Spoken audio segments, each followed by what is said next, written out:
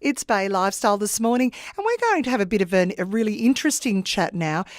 This is an interesting area that the gang at SJ Canny Accountants have come in to talk to us about. Krystine Canny-Smith has joined us. Hi, Krystine. You're a regular on Bay Lifestyle. Hi, Roxy. Yes. Now, you've brought somebody else with you this morning, Mr. Kevin Roach from Coulter Roache Lawyers. And I'm just wondering, it's obviously not, I haven't done anything. I don't need to be lawyered up. But what we're talking about is how you might set up a trust for somebody with a disability. That's right. When I spoke to you about 6 weeks ago, we were talking about special disability trusts and the great benefit they could be to parents who are worried about children with a severe disability and how they were going to be looked after when they were no longer around to look after them. And we had so much interest that when we were talking to Coulter Roache and they suggested a seminar, it just seemed like a fantastic idea. Now, Kevin, obviously when you're setting up a trust, you might have this conversation with your accountant, but there are some legal ramifications, and that's really why you guys get involved. Yes, that's right, Roxy. The word trust is a very nebulous, what does it mean? People don't really understand what it means, so I won't go into the technicalities of what a trust is, but the main purpose behind setting up this mechanism is for the benefit of both the disabled person but also for their family. As Krystine said, it gives surety of the parents that if they pass on, that there is a mechanism in place for the proper protection financially of their child. And they can't just, it's not just something you can say in your will, I want to make sure that they're going to be looked after. You've got to be quite clear about it, what your wishes are. If you just simply say in your will, please, other brothers and sisters, look after your disabled sibling, that can be challenged by maybe the state trustees or by the carer of the disabled person. So a lot of care needs to be put into just how they do plan for it. And they can either plan for it during their lifetime or they can plan for setting up of the trust through their will. Yeah. But the main benefit for somebody setting up a trust during the lifetime, there are two main benefits. One, for the disabled person. Many parents don't like putting too much money aside for a disabled child because it might affect their pension. But if they put it into this special disability trust, they can advance an amount of about $636,000 without it affecting the disabled person's pension.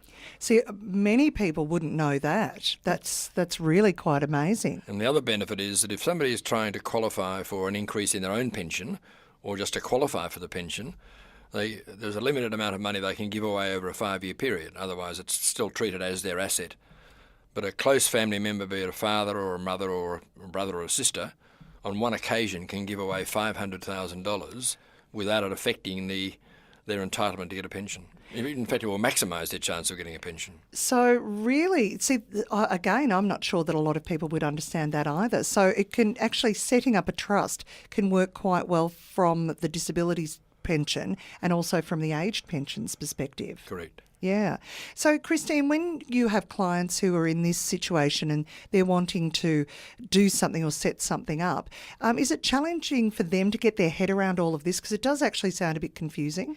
I think it can seem challenging, but the first step really is to see a lawyer and just make sure you qualify for it. And if you don't, work out what you do qualify for.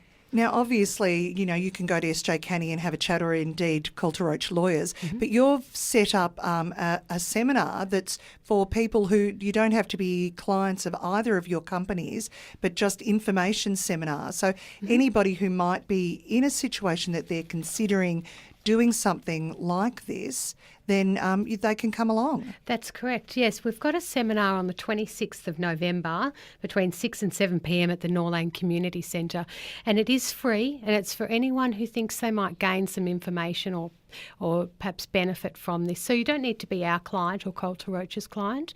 If you just like to phone our office, we will put you down as an attendee, and you're welcome to come along. I think it's a fantastic idea, and I know, I worked in the disability area for a number of years, and I know a lot of mums and dads particularly worried about the future for their children, and understanding all of this, which could be a bit of a minefield, particularly when you're talking about pensions, would be just the first step in a great deal of relief, I would have thought, Kevin. It is, it certainly is. Yeah, we get a great response from people that once they do understand, some of the technicalities they mightn't understand, first round, but we do try and make sure that we put it in at such a level that it's easy to absorb, easy to understand, and you hone in on the very positive benefits that can be associated with it. Fantastic. Krystine, thank you again for joining us, and I really look forward to seeing you again in a few weeks. And lovely to have you in here with us as well. It's not often that we get visitors, but Kevin, fabulous to have you as well. Thanks, Roxy. Kevin Roache Thank from you. Coulter Roache, and of course Krystine Canny-Smith from SJ Canny Accountants, and you can find them at sjcanny.com.au.